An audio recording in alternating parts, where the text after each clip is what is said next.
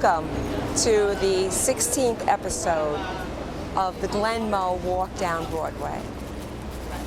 This will be our final episode in this series, so we are so excited to bring you down this next and last leg. In our 15th episode, we introduced you to the financial district. We talked about St. Paul's Chapel and its amazing history. We talked about the influence of the Equitable Building and the Canyon of Heroes. So today we start at Trinity Church. So let's go. Trinity Parish was established in 1696 when the governor, the British governor of the time, had received approval to purchase 215 acres. Trinity Parish still owns 14 acres, which is worth over $6 billion, and that money is used to fund charities, not only in the United States, but all over the world. So behind me is the third church that stands on this land. The first church was built facing the Hudson River, and that church burned to the ground during the Great Fire of 1776. Then the second church was turned around to face Wall Street. This third iconic church was built by Richard Upjohn in the Gothic Revival style. This was the Church of England. The Anglican Church, also referred to, and the language of the Church of England shifted after 1776, when America was no longer under the rule of England. And so the Episcopalian Church is what is the authority for the Trinity Church. I'd like us to walk in and take it to the next step and look inside. So we're in the church, looking up into the arches. And as you can see, the Gothic Revival style is around us. It's powerful and beautiful.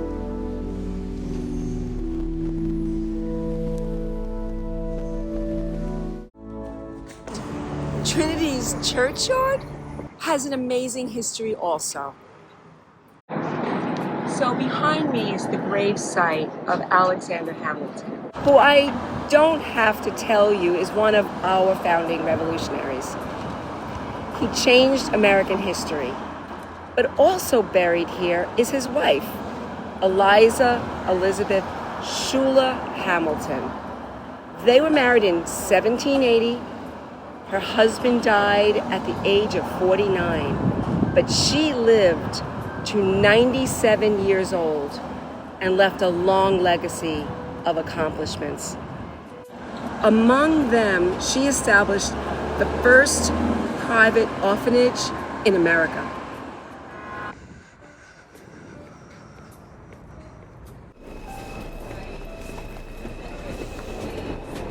Another famous person who is buried in Trinity Church that influenced our lives is John Zanger. Back in the 1730s, he had published a newspaper, and in that newspaper, he spoke against the governor, the British governor, and he criticized corruption and just the misuse of power. He was arrested.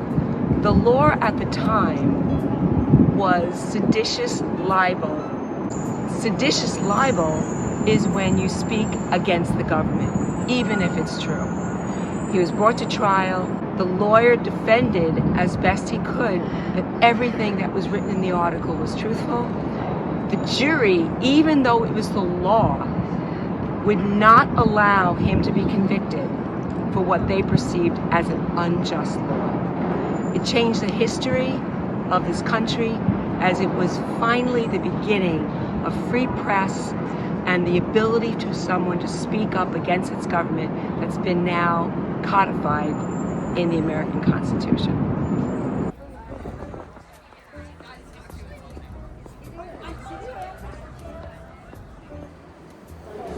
are now in Printop.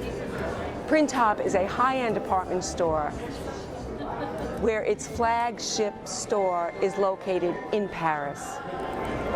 I lost my gloves on this trip, so maybe I'll buy a pair here.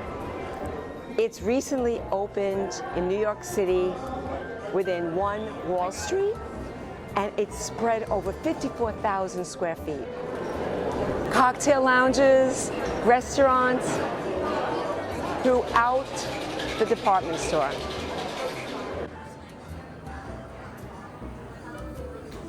It has 2 stories, and the interior design is stunning. Hi! You're the brand I sold. This is beautiful. Yes, this is Veronica Buying.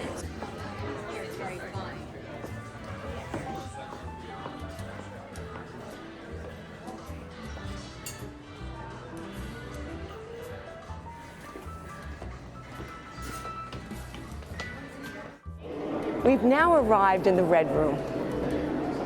This is an interior landmark location within 1 Wall Street. This was the reception room of Irving Trust Bank, and it was built in 1931. When the financial market collapsed in 1929, there was a lack of confidence in the banking structure and industry. Irving wanted to send a message to its patrons that there is a strength and a permanence within banking, and therefore commissioned this amazing mosaic room in order to demonstrate that to its clients. And as of the opening of this department store had been fully restored.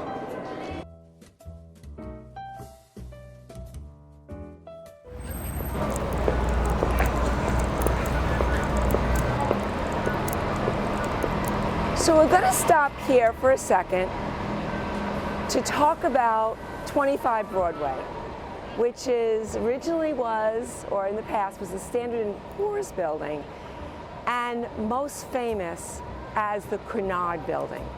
22 stories, Italian Renaissance, inside its interior landmark. And this building, along with the others that we'll talk about, are part of Steamship Row. So let's keep on walking. We're now located in front of 9 Broadway, right across from Bowling Green, and this was the home of the White Star Line, which of course is the owner of the Titanic. On April 15, 1912, the Titanic sunk. This building was surrounded by crowds waiting for hours to find out news. Initially told that everyone was safe, and as the hours passed and the news came out, that only 700 people had survived from the 1,500 people that were on the Titanic. As we continue to walk down Steamship Row, we find ourselves in front of 1 Broadway, which was the home of the International Mercantile Marine Company. This is a city bank now, and the interiors are glamorous. What's fascinating too is you see the artifacts of that cruise line culture with the doorways that reflect the different classes of people. Ticketing hall for first class, and just at the next doorway was cabin class. And so I hope you get a chance to go in and look at the beautiful interiors.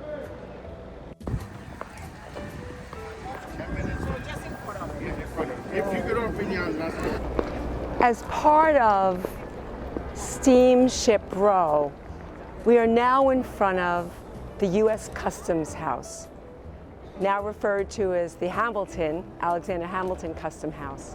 This building was where duties were collected for imports that came through New York Harbor. This amazing building is flanked by 4 statues that reflect and represent America, Europe, Africa, and Asia. It is now home of a branch of the Smithsonian and the National Museum of the American Indian.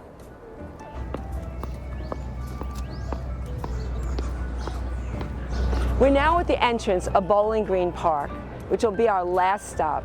But behind me is Charging Bull. And Charging Bull is a popular New York City destination because it brings good luck. Many people wait online in order to touch the testicles of the statue. So when you walk over there, you'll see they're a very much different color. But this piece of art was dropped off by its artist initially 7,000 pounds in the middle of the night in front of the New York Stock Exchange. The New York Stock Exchange was panicky, so they got rid of it, and then people were like, where is it? And they dropped it here as its permanent home.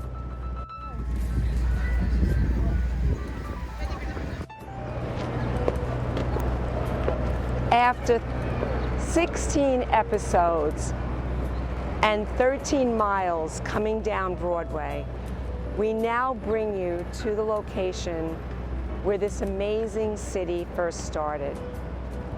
We are in Bowling Green Park. In 1621, Fort Amsterdam was here, built to protect the new colony.